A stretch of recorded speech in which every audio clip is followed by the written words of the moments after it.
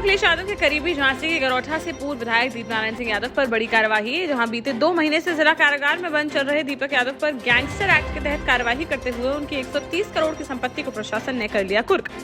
बनगुआ, करगुआजी व भगवंतपुरा में स्थित उनकी जमीन पर की गई है कार्यवाही। डुगडुगी पिटवाकर व बोर्ड लगाकर लोगों को किया गया सूचित।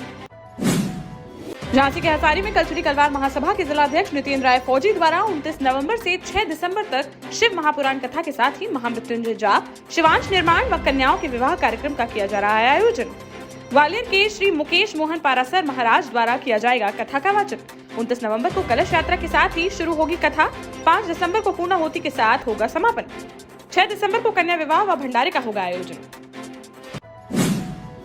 महाराष्ट्र के चंद्रपुर जिले के बल्लरशाह रेलवे स्टेशन पर हुआ हादसा, जहां फुट ओवरब्रिज का अचानक से टूटा एक हिस्सा, जिससे 60 फीट ऊंचे ओवरब्रिज से पटरियों पर जा गिरे कुछ लोग। रेलवे अधिकारियों के बयान अनुसार हादसे में 4 यात्री हुए बुरी तरह घायल, जिन्हें इलाज के लिए तुरंत अस्पताल में कराया गया भर्ती।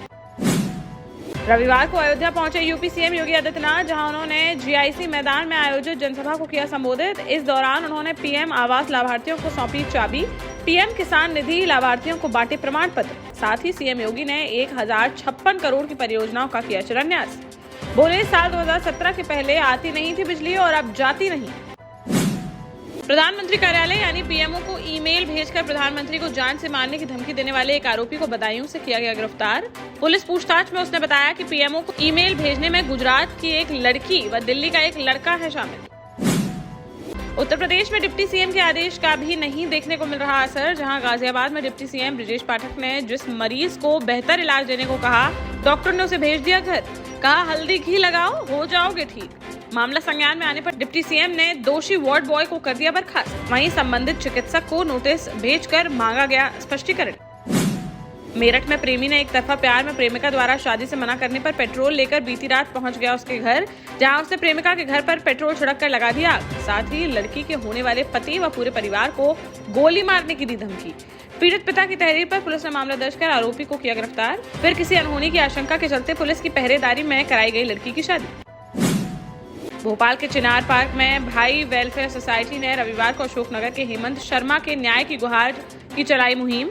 हेमंत ने 27 सितंबर 2022 को आत्महत्या कर अपनी जीवन लीला कर ली थी समाप्त। अपनी पत्नी को ठहराया था उसने इसका जिम्मेदार, जिसके बाद 2 महीने के बाद भी केस दर्ज नहीं होने पर उन्होंने जताया विरोध। इस संस्था द्वारा पत्नी से प्रताड़ित पतियों की जाती है मदद। गुना के हड्डी मील थाना क्षेत्र में बीती रात एक बारात में देखने को मिला जमकर बवाल, जहां शिवपुरी से आई बारात के बारातियों के साथ स्थानीय लोगों में किसी बात को लेकर हुआ विवाद, जिसके बाद बीच सड़क पर जमकर चले लात घूंसे व लाठी डंडे, जिसका वीडियो हुआ वायरल। मारपीट में लगभग 10 लोग हो गए घायल, जिन्हें अस्पताल में कराया गया भर्ती। पुलिस ने मामला दर्ज कर जांच की शुरू। जालौन में मामूली बात को लेकर आपस में ही भिड़ गए भीम आर्मी के कार्यकर्ता, जहां दोनों के बीच जमकर हुई मारपीट। संविधान दिवस पर निकाली जा रही थी शोभा यात्रा, उसी बीच हुआ यह विवाद। मारपीट का वीडियो सोशल मीडिया पर हुआ वायरल, जिस पर पुलिस ने मामले को संज्ञान में लेकर जांच की शुरू। झांसी के गरौठा तहसील के ककरबई थाना क्षेत्र अंतर्गत कैरोखर गांव में आग लगने से बीते रोज झुलसी 18 वर्षीय युवती ने रविवार को इलाज के दौरान तोड़ दिया दम। वह चूल्हे पर बना रही थी खाना, तभी कपड़ों में लग गई थी आग, जिससे 70% तक झुलस गई थी युवती। मेडिकल में चल रहा था इलाज, जहां आज हार गई जिंदगी की जंग। घर में मचा कोहराम। बांदा से एक हैरान कर देने वाला मामला आया सामने, जहां बीती रोज परिजन बेटी का तिलक चढ़ाने गए हुए थे और उसकी होने वाली ससुराल। इसी बीच युवती मां से बाजार जाने की बात कहकर प्रेमी संग हो गई रफू चक्कर। आज ही आनी थी उसकी बारात। घटना के बाद घर में छाया मातम। पीड़ित पिता ने तहरीर देकर आरोपी युवक के खिलाफ कराया केस दर्ज। पुलिस लोकेशन ट्रेस कर उसको पकड़ने का कर रही है प्रयास। रामपुर में चुनाव आयोग से नाराज आजम खान ने बुलाई प्रेस कॉन्फ्रेंस, जिसमें उन्होंने चुनाव आयोग पर आरोप लगाते हुए कहा कि चुनाव आयोग रामपुर के लोगों को डराने का कर रहा है काम। उनकी पत्नी को दी गई धमकी।